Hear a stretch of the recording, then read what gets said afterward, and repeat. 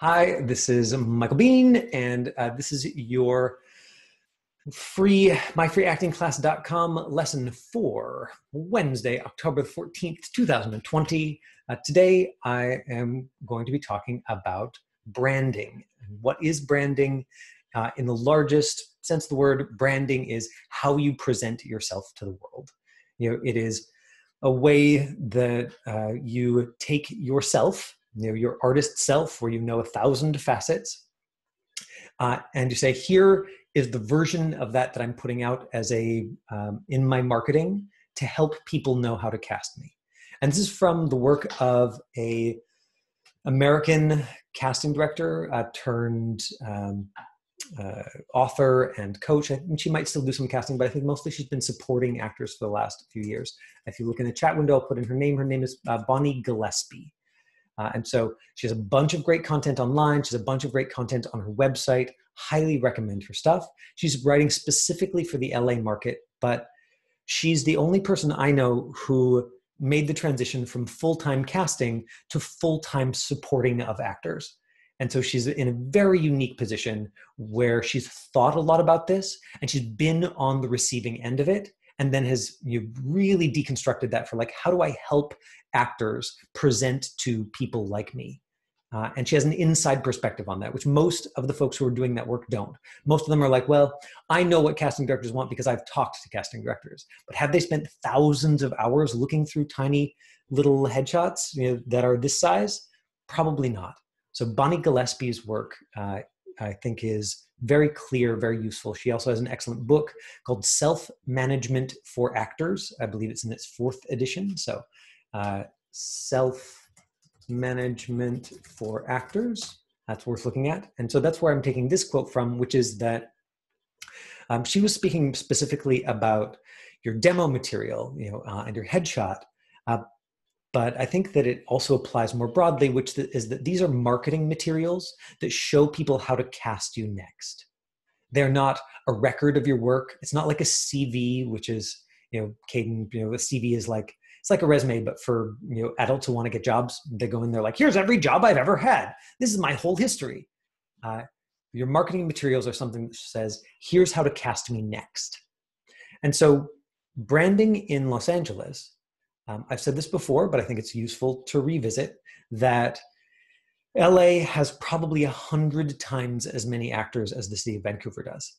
Now, the last that I heard in the city of Vancouver, there's a service called Casting Workbook that everybody who is auditioning professionally in the city of Vancouver is expected to get a membership for. And I knew somebody who worked there. And so the last I heard, there were 10,000 members of Casting Workbooks. That's 10,000 actors in the city of Vancouver, almost all of whom have a talent agent and are actively looking for auditions. And that's right from like very small children to like very, very old people, right? That's so 10,000. But if there's 100 times as many people in LA, and that's just a pure guess, I know there's 30 times as much production. So my pure guess is there's 100 times as many actors. That means there's 1 million actors in the greater Los Angeles area. And so you can imagine if there's 1 million actors who have professional representation, who are being submitted for things, that there's a huge flood every time a casting director puts out a breakdown.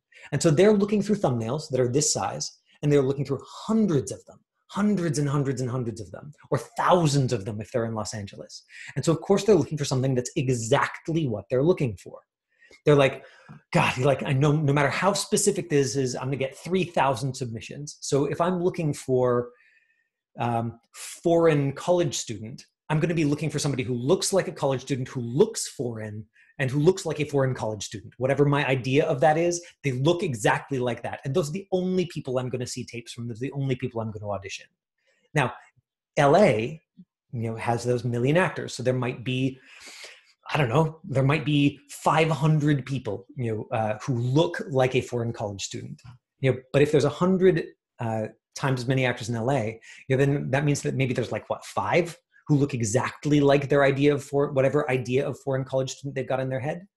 So for a Vancouver market, there are only these 8 or 9 casting offices. So there are very few people who are holding the auditions. And so it becomes more about relationships. It becomes more that they are going to get to know who you actually are as a person. And so while in LA, you want to be ultra, ultra specific with your photo and your headshot, your demo, because you're going to be up against hundreds of people who look similar to you. And so you're going to want to be like, no, I'm foreign college student, not friendly college student next door. Huge difference. In Vancouver, you're going to want something that, sure, it conveys your personality or your age or some sense of who you are, but you don't want to narrow yourself down that much, because what if your agent submits your foreign college student headshot and what they're looking for is, I don't know, a legal assistant. And they're like, and so I think that for the Vancouver market, the way that I like to approach it, or the way that I think is the most effective, is to think about what is the first impression that you make when you walk through the door? Because here's the thing, if they are looking at hundreds of headshots, which they still are in Vancouver, we've heard that from every casting director who's come in, they're looking at hundreds of headshots and choosing a few people to see from a thumbnail this size. The ideal situation is they look at your headshot, and when they see your tape, they're like, yes, that's exactly who I was expecting. Now, anybody can take a glamour shot, even me. And I could, if I want to, look like a model, then I can have them I can put on lots of makeup, and I can have them blow it out, and I can put makeup on the cheekbones, and I can if I want that headshot, but then they're going to see an actual tape of me, and they're going to be like, what? This isn't the guy we were expecting. We're expecting the super modelly guy with the crazy cheekbones. And so what I want is I want materials that when I send in a tape, or when I walk in the door, or when they see my audition, they're like, yeah, that's who we were expecting. And so within that, it's still useful to think a little bit about how you come across to other people. And I would say that especially for those of us who are sensitive humans, who are artists, and I'm including a lot of the artists that I know, the actors that I know in that category, right? So if you identify as a sensitive or creative human, and you are putting some artist energy into yourself, you probably know a lot of different aspects of yourself, right? That idea of I contain multitudes, right? I know the me that's really a jerk, because even if I'm only that way to my dog when he wakes me up at 3 a.m., and I know the me that's super kind and gentle, even if I'm only that way with my mom, and I know the me, right? So I know all of these different versions of me, and so self-branding can be really tricky. And I will say that as somebody who has, in addition to being an artist, as also an entrepreneur, when I did my training as before starting my first business, one of the things that they were really clear about is don't tell people everything that you do, because they'll just remember one of them, and it might not be the one you want. Instead, tell people the one thing you do and let them ask, do you also do this? And then say yes. Because the whole point is not hey, I'm this creative person who does a million things. The point is just to help people who don't know you remember you a little bit. And how do you want them to book you? How do you want them to remember you? How do you want them to, how do you want to take advantage of that impression? And so the question that I like to ask my students is, what do people who don't know you assume about you? And this is often something you're really sick of hearing. You're like, man, why do people always think when really I'm I know me, all of these parts. But what do people who just see you on the street, friends of your friends who haven't met you yet, your teachers, your colleagues, your boss, your therapist, anybody, what is somebody who doesn't know you yet, your clients, the people you work with or work for, the barista, right? People you have who have no actual access to all of your depth and personality. What do they assume about you as a person? And if you can lock onto that, sometimes that's your best bet as far as branding goes, because probably some version of that is what people will assume when you walk in the door or when they see a tape. People who don't know you. Now, eventually, if you're auditioning all the time, if you're working all the time, those casting directors will actually get to know you, especially in Vancouver where there's only 9 of them. They will actually get to know you, and then you will have more opportunities, maybe. But at least initially, if they see a tape and they're like, yep, that's exactly what I was expecting from that guy, Michael Bean.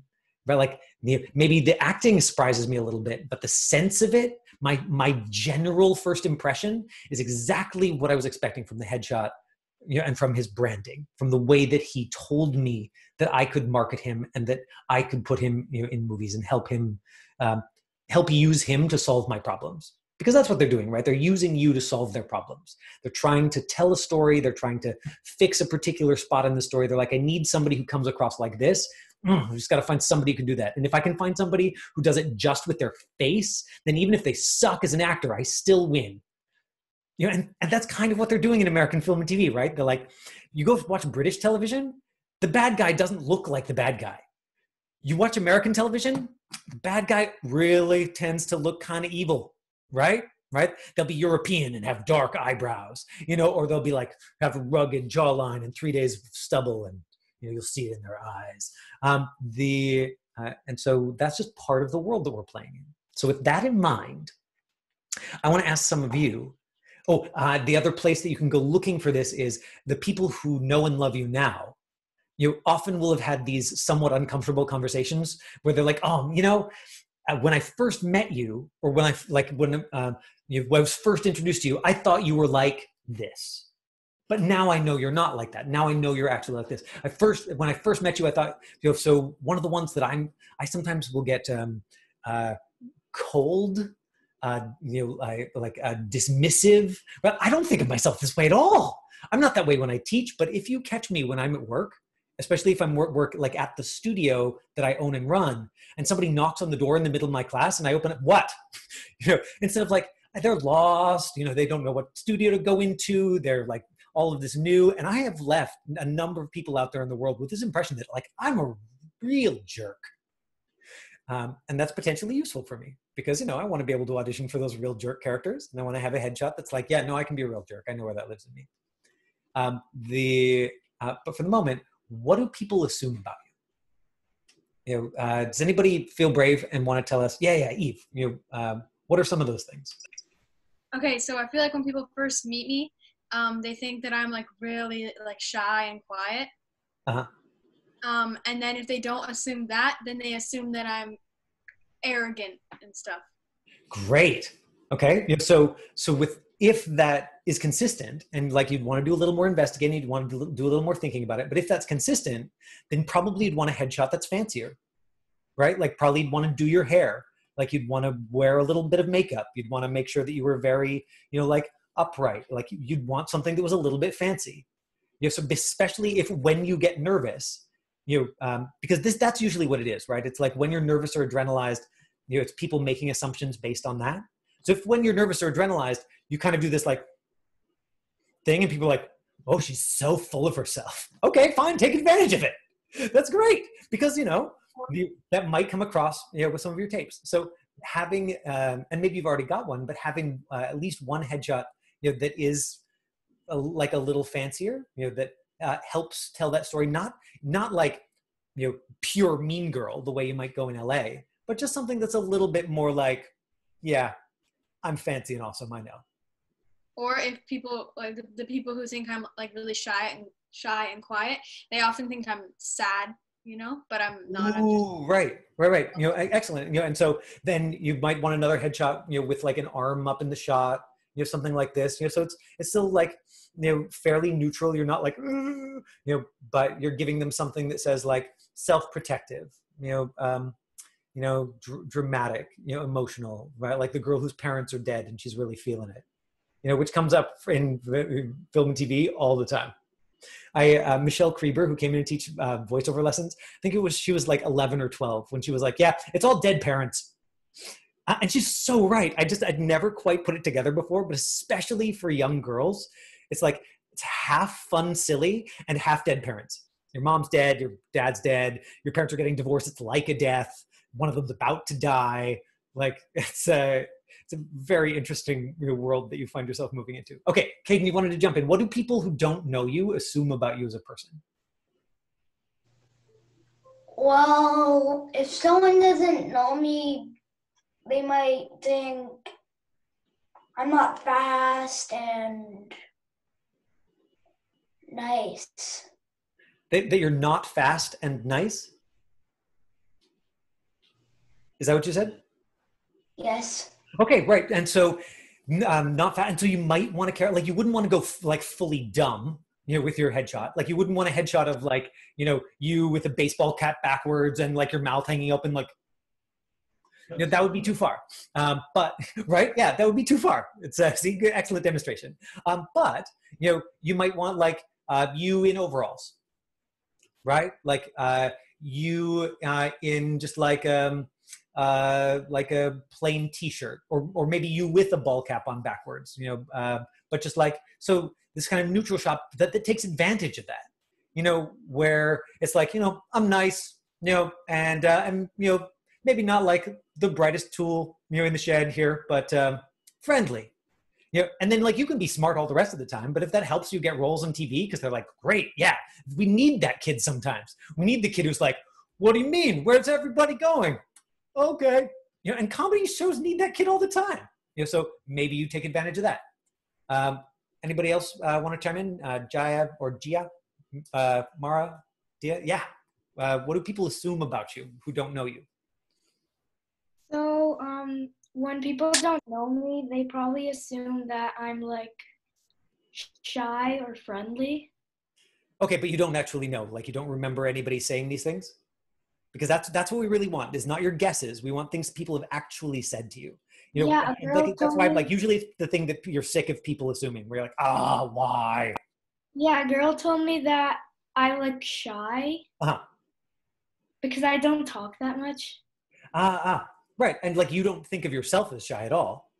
Yeah. Right. But somebody experienced you that way. Yeah. So it's that, and there are some roles, for characters that are shy, like you'd want to make sure that you had a couple more words. So you're like shy and what, because if you just look shy in your headshot, like, don't look at me, maybe there's not as much work for that, but if it was like, shy and friendly, or so that you shot so you had your headshot from like a slightly higher angle, and it was, and there was a little bit of like sort of looking up through your eyes at them, and they were like, oh, she's just so shy and sweet, like we love her, or whatever it is. Candy, sorry, you wanted to jump in? What do people assume about you? Well, I've heard quite a bit like, oh, you're so innocent, like, and sweet and stuff, and also sometimes shy, but I think that can come out pretty quickly to where they figure out, oh, okay, she's not as shy as I thought, like kind of quickly I can get out of that, but still I'm not like life of the party.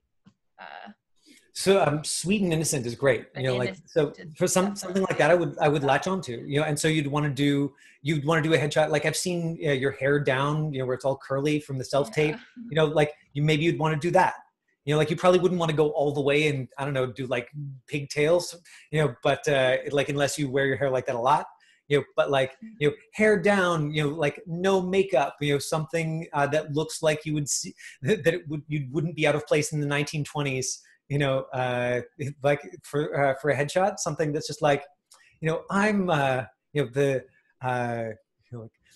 oh gosh, like that sort of hallmark, like conservative family values, like, cast me in your show about the 1800s.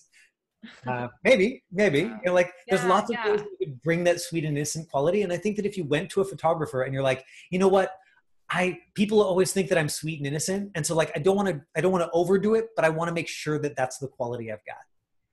Yeah. I feel like it's funny because you had mentioned that I look older, and I'm like, my camera's totally horrible. So, but a lot of people have thought I was younger than I am, just over the years, like a lot actually. And there's been girls that I realize, oh, I'm your age, and they look like just way more older. And I tend to, do the no makeup. Right.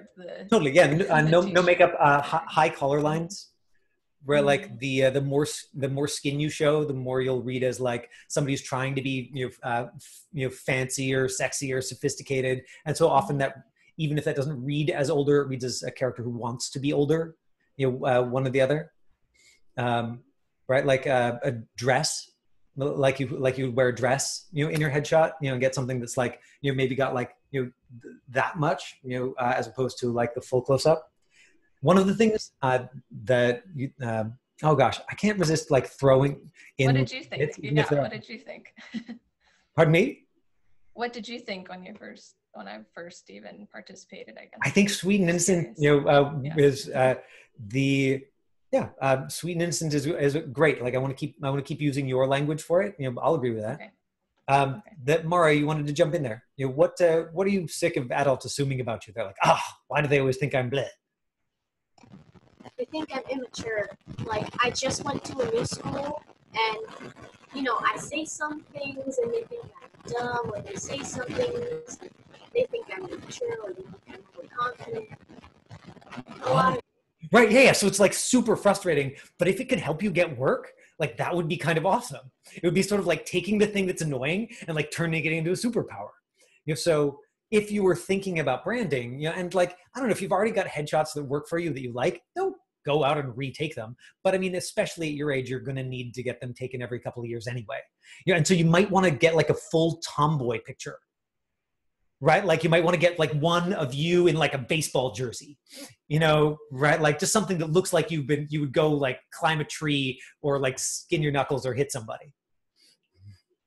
Right, like because people are like, oh yeah, and I can see it, like because you got like you've got these high cheeks, that, and so there's something that's like vaguely sort of like mischievous about it, and I can, right, and so I can totally see some version of that. Like, pardon me. Oh, your audio is maybe your microphone's blocked, but I can't hear you. I can see you nodding and saying something, but I can't hear what you're saying.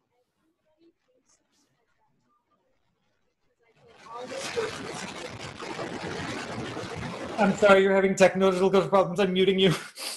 But type it in because I want to know what that sentence is. Oh, good, Dia, like we're almost at the end of the half hour, but I was going to ask you next. You said people always see you very differently.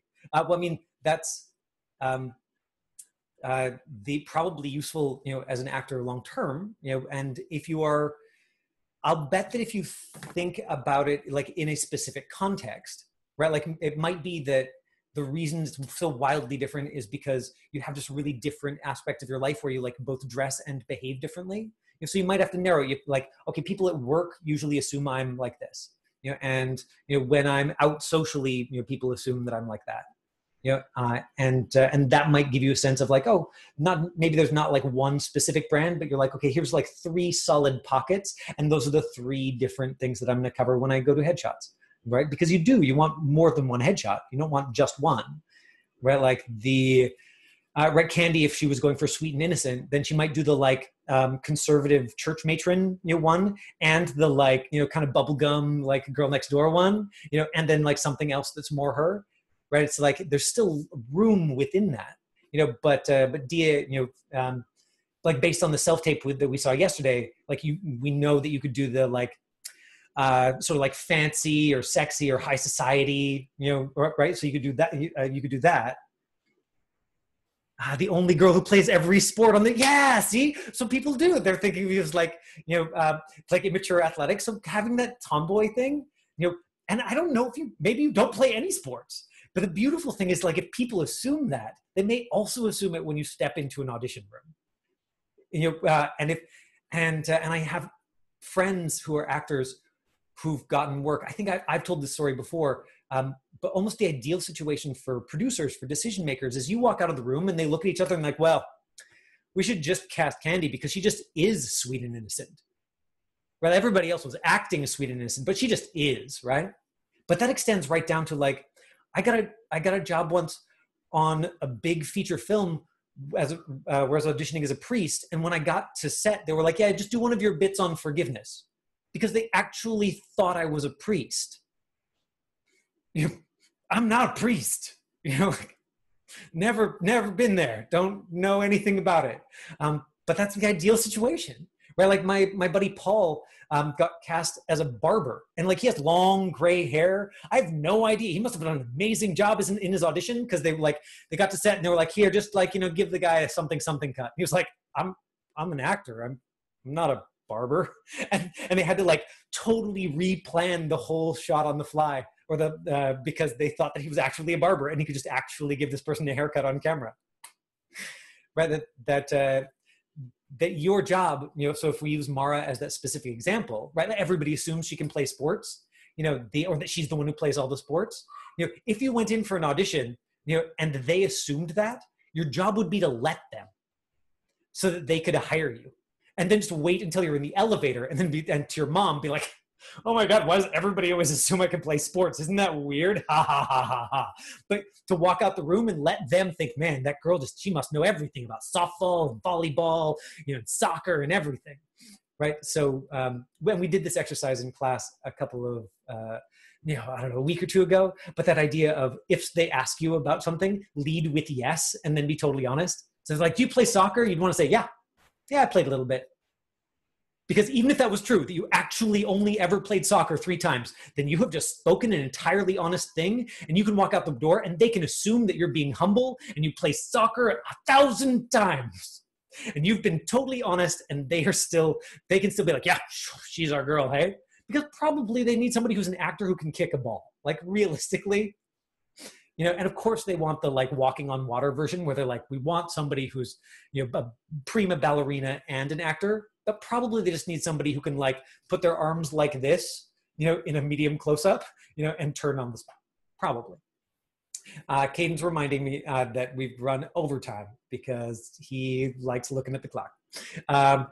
Hopefully some of this was useful. I want to remind you that we are transitioning from the Actors Challenge to reviewing self-tapes. So before Monday's class, so that's before Monday at 4 o'clock, send me one, even if you've got like 1,000 of them, just send one because, I'm only gonna have time to look at a few of them, or like one from each person. But send me one of your recent self-tapes, whether it's for something that you did for practice or something you did for an actual audition. If there are things that are currently casting, then I will just stop the recording before we review those, so that we don't breach anybody's privacy. I will give the reminder that I gave yesterday, which is that it falls into educational fair use, under Canadian copyright law. So we're not breaking any rules, but we'll wait until the things have aired. And so send me a self-tape and we'll review them. And so that I can talk to you about your setup and how it's coming across, and give you some pointers. So hopefully some of that's useful. Thanks, everybody. See you tomorrow. Bye. Thank you. Bye.